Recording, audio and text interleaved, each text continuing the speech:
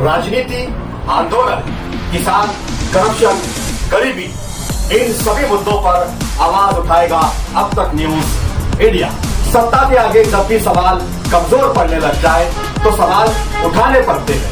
बोल के लफ्ज आजाद है तेरे, बोल के सच जिंदा है अब तक।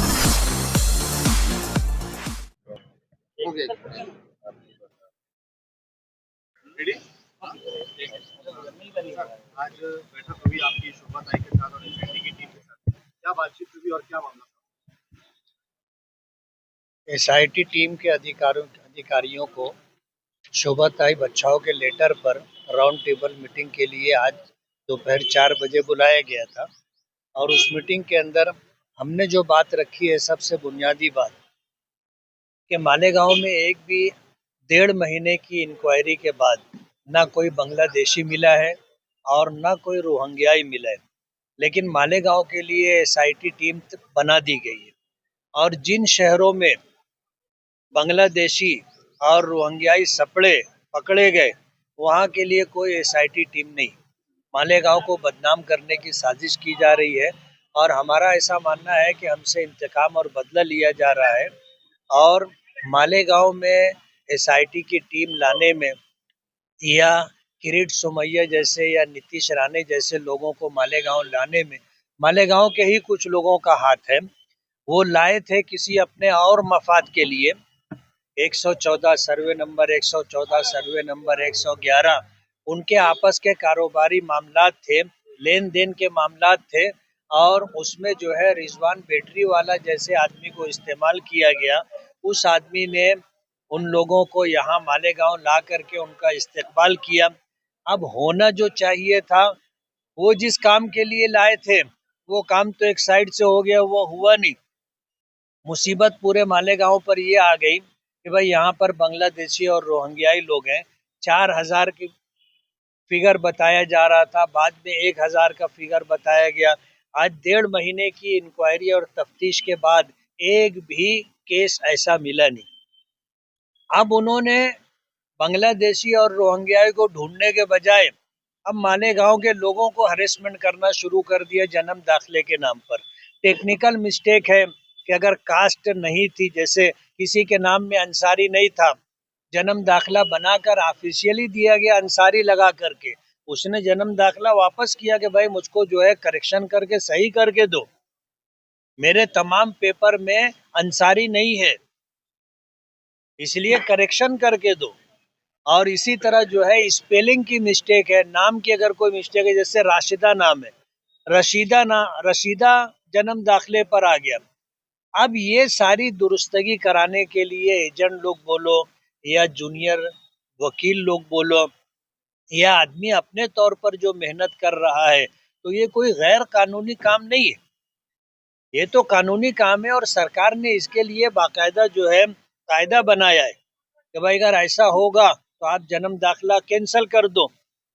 या अगर जो है अभी जैसे हम अगर ये बात बोल रहे हैं कि भाई 4000 लोग रोहिंग्याई हैं, तो ये ढूंढना पुलिस का काम, सरकार का काम है। मैंने अभी अंदर यही बात की कि जैसे बांग्लादेशी रोहिंग्याई मालेगांव में मिले या किसी और शहर में मिले, जाहिर बात है बांग्लादेश से आए होंगे तो उड़ के तो नहीं आए, बॉर्डर क्रॉस करके आए, तो बॉर्डर की सिक्योरिटी की जिम्मेदारी जिनकी है ये उनका कसूर है। वहां से अगर वेस्ट बंगाल में आए तो वेस्ट बंगाल सरकार क्या कर रही थी, वहां की एजेंसियां और पुलिस डिपार्टमेंट क्या कर रही थी। यूपी आए और यूपी के बाद फिर एमपी आए और एमपी के बाद महाराष्ट्र आए, तो सबको आपने बख्श दिया और मालेगांव के ऊपर मुसीबत लेकर के आ गए। आज पूरे देश के अंदर मालेगांव बदनाम हो रहा है। आज पूरा एक हफ्ता मैं सफर में था, मैंने महाराष्ट्र और यूपी और कई इलाकों में जाके हर जगह लोग अपने और पराए यानी हिंदू और मुस्लिम सभी लोग ये बात बोलने लगे, यार मालेगांव में तुम लोग जो है रोहिंग्याई और बांग्लादेशी लोगों को बसाते, ऐसा तो एक केस भी नहीं। अगर 1.5 महीने की इंक्वायरी में कोई एक केस भी मिला होता तो हम ये मान लेते कि भाई सरकार अपनी नीयत में साफ सुथरी थी, यहाँ बांग्लादेशी था इसलिए एसआईटी की टीम बनाई गई। लेकिन जहाँ बांग्लादेशी पकड़े गए वहाँ कोई एसआईटी की टीम नहीं है। मालेगांव में कोई ऐसा केस था नहीं, लेकिन मालेगांव वालों से जो है इंतकाम और बदला लेने के लिए एसआईटी की टीम बना। आज पूरे शहर में लोग परेशान हैं। जैसे ही उनको फोन जाता है पूरा घर परेशान हो जाता। नोटिस आ गई पूरा घर परेशान हो जाता। और वो सारे कायदे कानून छोड़ करके आज जो सब पुलिस डिपार्टमेंट की तरफ से उन पर कलम लगाई जा रही है 120 बी की कलम, इसकी तो कोई गुंजाइश ही नहीं है। आप 120 बी का कलम लगा करके ये बताना चाहते हो कि मालेगांव के लोग देशद्रोही है, मालेगांव के लोग जो है बागी और बगावत करने वाले लोग हैं, मालेगांव में जो है लोग दहशतगर्दी करते हैं। इस तरह का कोई आप ये कलम लगाकर पूरे देश को मालेगांव को बदनाम बता रहे हो कि मालेगांव ऐसा है, मालेगांव को बदनाम कर रहे हैं। तो ये जो खोटी कलम लगाई जा रही है ये कम होना चाहिए। सरकार से हमारी यही डिमांड है। तीसरी हमारी जो बात थी कि जन्म दाखिला बंद कर दिया गया है देना। अभी स्कूलों में बच्चों के एडमिशन का टाइम है। अगर आप उनको जन्म दाखिला नहीं देंगे तो उन बच्चों का एडमिशन कैसे होगा। यहाँ मीटिंग में आने से पहले हमने कारपोरेशन में कमिश्नर को हमने लेटर दिया कि जैसे एडमिशन होता है कास्ट सर्टिफिकेट अगर वैलिड नहीं है तो ये होता है कि भाई 6 महीने में आप टाइम दिया जाता है कि आप जो है कास्ट सर्टिफिकेट वैलिड करके लाके जमा करा दो।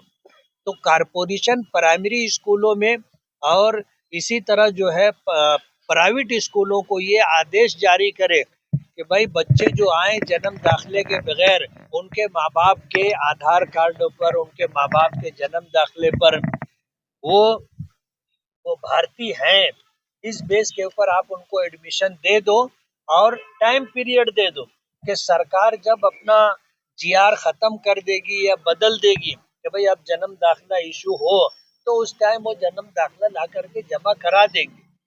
ये हमने डिमांड की है कि स्पेलिंग की मिस्टेक हो और अगर जो है कास्ट की मिस्टेक हो, ये सारी मिस्टेक जो है ये डिपार्टमेंट की है, ये लोगों की नहीं है।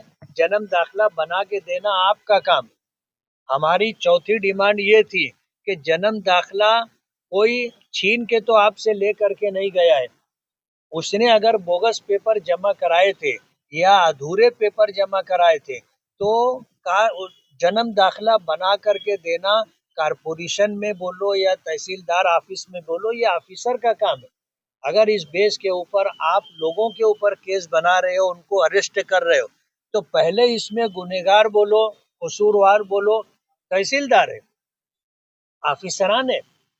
आप उनको छोड़कर लोगों के ऊपर केसेस बना रहे। और अगर आपने लोगों पर केस बनाया है, एजेंट लोगों पर केस बनाया, आपने जो है एक वकील के ऊपर केस बनाया, अरेस्ट किया, इसी तरह और भी लोगों के ऊपर केसेस एफआईआर रजिस्टर हुई है, तो ये तहसीलदार बोलो या इस डिपार्टमेंट से जुड़े हुए जितने लोग हैं सबसे पहले कसूरवार वो हैं, उनके ऊपर केस बनना चाहिए। और कार्रवाई में आप कार्रवाई ऐसी करो कि इंसाफ दिख के आना चाहिए।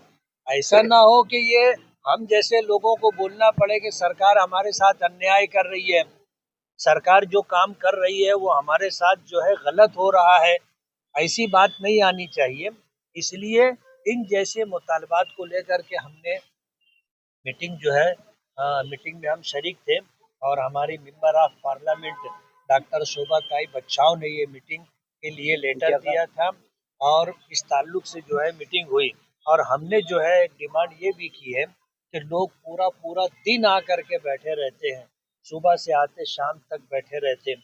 इसी तरह जो है आपने जो है कैंप पुलिस स्टेशन के अंदर ये ऑफिस बनाया है, लोगों को आने जाने में 200 रुपये जाने का लगता, 200 रुपया आने का लगता। गरीब आदमी जो है दिन भर मेहनत करके इतना नहीं कमा पाता, आपने इतनी दूर रखा है। हमारी डिमांड ये है कि आप सिटी पुलिस स्टेशन के अंदर जो है ये इंक्वायरी टीम बिठाइए, वहाँ पर जो हाल है अलग अलग टेबल आप रख दीजिए, एक आदमी अंदर जाएगा पूरा घूम करके अपना पेपर दिखा करके और जेरॉक्स से जमा करा करके क्लियरेंस से लेकर के बाहर निकलेगा। आप लोगों के माध्यम से हमारी एक डिमांड है जो हमने अंदर नहीं की लेकिन आपके जरिए हम सरकार तक पहुंचाना चाहते हैं कि सरकार जिन लोगों की इंक्वायरी कर ले उनको जो है क्लियरेंस सर्टिफिकेट देवे। कि इनके बारे में इंक्वायरी हुई और इंक्वायरी होने के बाद ये भारतीय हैं, बांग्लादेशी रोहिंग्याई नहीं है। उनको भारतीय होने का सरकार की तरफ से, एसआईटी टीम की तरफ से उनको सर्टिफिकेट देना चाहिए।